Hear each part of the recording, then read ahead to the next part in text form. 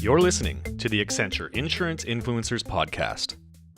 Hello, I'm your host, Igrani Yu. In today's episode, I'm speaking with Lex Sokolin. When I spoke with Lex, he was still with Autonomous Research, a position that he has since moved on from, but I hope you'll still continue to enjoy this episode and the insights that he shares. We'll be talking about artificial intelligence, automation, and what these technologies mean for insurers. Thanks for joining us, Lex. Great to be here. Thanks for having me. I want to focus on one area that I know Autonomous Research has really focused, and that's on the area of AI, artificial intelligence, and specifically on how it affects the insurance industry. I feel like a lot of people confuse AI, the application of AI, with the application of automation. Can you highlight the difference between those two? Absolutely. And one of the things that definitely plagues the thought leadership to say in this space is painting with a very broad brush and pictures of cyborgs and various network diagrams to make it feel futuristic. This stuff, end of the day, is all just a set of human tools, tools that people developed in order to be more effective, in order to scale their thinking, and simply do more. And so I don't think that artificial intelligence, even though it sounds threatening or very ambitious, I don't think it's necessarily any different than the invention of the cloud or electricity or the wheel or fire or language or any of these foundational things in human development. So that said, if you think about digitization or automation, for me, that splits into two types of vectors. So the first one is human process to machine process, something that a person does in a manual way, in a workflow, take that and put it into software. So we have experience with this every single day. Think about going into an Excel and typing in a mathematical formula. You're defining a rule set according to which a software will compute something. Or if you go one step in and you say, let's build software for account opening, for example. Instead of a human being coming into the office and filling out paperwork, let's capture that on a mobile platform. And the taking of that data and filling out forms, that's all programmed top down. So we know what the workflow is. It is sufficiently simple for us to sketch it out and turn it into if this, then that rules. And then the outcome is fully deterministic from where we started and what kind of data we added. And we know how it works. We can reverse engineer the code and understand what's happening very easily. The second way that you can have digitization is from human intelligence to machine intelligence. And within machine intelligence, there are different approaches to creating outcomes that feel like intelligence, that feel like there's an element of judgment to it. The one that's popular right now is machine learning enabled by mathematics called neural networks. And so what neural networks do very well is that they're able to solve a problem in a probabilistic way to create an intuition for what something is. So if you're looking at a picture of a cat as a human being, you know that it's a cat and not a dog. And there's a process in our brain by which that happens. The picture of a cat has no meaning to a computer unless it's transformed into data and unless millions of versions of that data cat are aggregated and fed into a mathematical algorithm that's able to create correlations between sometimes thousands of different parameters in order to say this is more likely to be a cat or this is more likely to be a dog. So it's still software, it's still a tool, but the foundational piece isn't the top-down logic of if this, then that.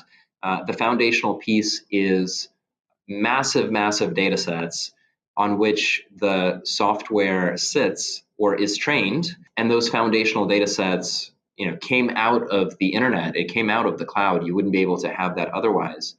And once you have those data sets, you're able to apply these different mathematical algorithms on top. And then those algorithms, you can essentially put into a rule set how a person would make a judgment. And then you can lift out that judgment and you can plug it into a software process. And so now at scale, you can do things like make decisions on whether somebody should be getting more credit and get their next loan. And with every new piece of information, you update that. Or a lot of this came out in advertising. So Amazon is very good at giving you suggestions about what you should buy next. Netflix and Spotify know your tastes in music and in video in the same way. And in insurance, there are lots of different ways that AI can be used at the manufacturing layer, at the operating claims layer, at the portfolio management layer, as well as within customer distribution. So the two very different worlds. One is the if this then that command Soviet Union sort of central planning world where you define all the outcomes that are deterministic, and then the other world, which is the AI world, is probabilistic based on existing data where you train the neural networks on, and it's much more like codifying a human intuition and then deploying it at machine scale. So, when it comes to AI, which solutions or types of solutions are the most mature, in your opinion? I'd say that the most mature parts of artificial intelligence are the ones that are being built by the big tech companies. And the big tech companies are motivated to recreate a lot of the human senses in order to figure out how to provide products and services to people in a way that's intuitive and is selected by the people in those platforms. And so what I mean by that is the sense of vision, the sense of for hearing, the ability to create speech. Those are things that are very mature in terms of the technology itself and how well trained the networks are and what data is available for that training. So vision and speech, and then when you think about self-driving cars, that's also a version of machine vision. Those are the mature technologies, and in large part because they've been built by the big tech companies, whether in the West or in the East. And so I say that because when you take that and then you apply it to the financial services industry and to insurance, it's not a surprise to see the stuff that's being used the most to be the one that most aligns with kind of a human ability. That makes sense. So, how do you see AI being applied to the traditional insurance value chain, in distribution, for example? So if you think about insurance sales agents, right, what is it that they do? Well, they have a role of being in front of the client, being present, physically present where that client is. So you can think of that as sort of almost a billboard for the financial product.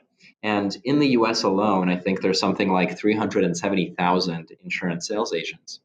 And so there's a role for AI there. So how do I find the client? How do I get to where they are? Artificial intelligence can help you figure out, based on preferences and browsing history and so on, where your customer segment lives. The second step from that is taking the customer and engaging them in some sort of conversation. In the physical world, you might have a person that comes to your home or goes out to a site to do an assessment.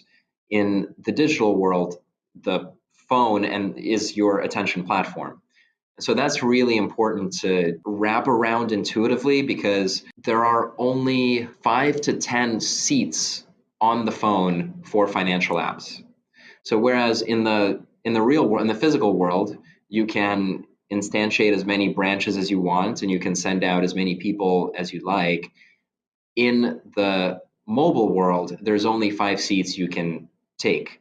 And so it's extremely important for financial incumbents to figure out how to live inside those attention platforms and have attributes that are native to those attention platforms. And so chatbots for sure is one of those things. And for me, chatbots and voice are essentially the same. So chatbots being things that live either inside the phone as a standalone app or that live inside something like Facebook Messenger as a standalone bot. So if you think about downloading Lemonade or Leo or something like that and being able to communicate within the app, that's just a native feature of how you should build your customer service function within a world where most of the attention sits with the big tech companies and not with billboards or other sorts of traditional media advertising. So that's massively important. Of course, the caveat is chatbots are not they haven't been very effective at replicating a human interaction.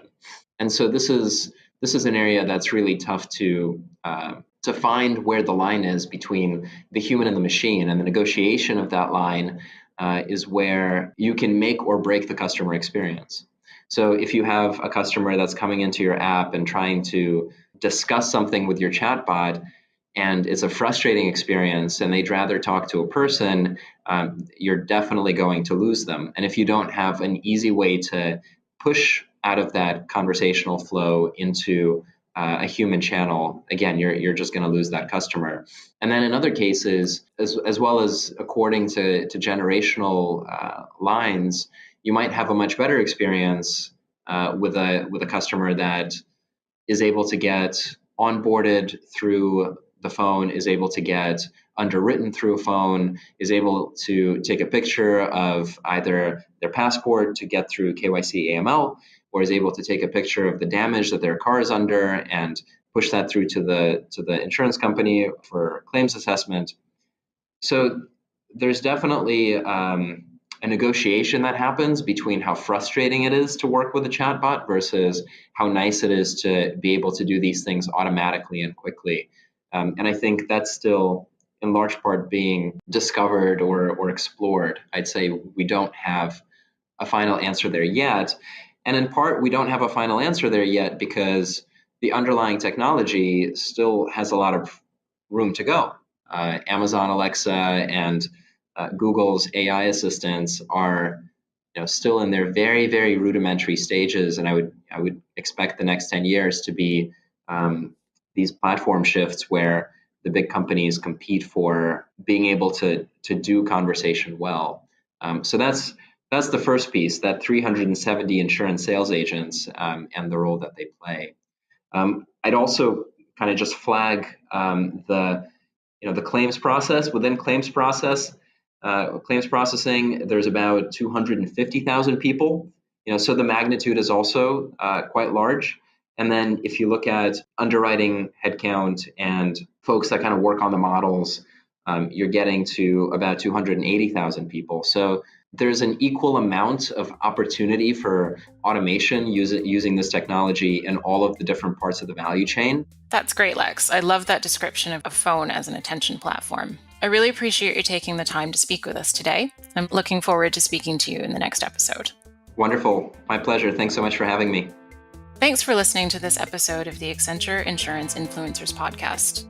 Join me in the next one when Lex and I talk about the ethics of AI and specifically what happens when you apply machine algorithms to human bias. You've been listening to the Accenture Insurance Influencers podcast with your host, Igrani Yu. To find more episodes and to subscribe, visit accenture.com/insuраnceinfluencers.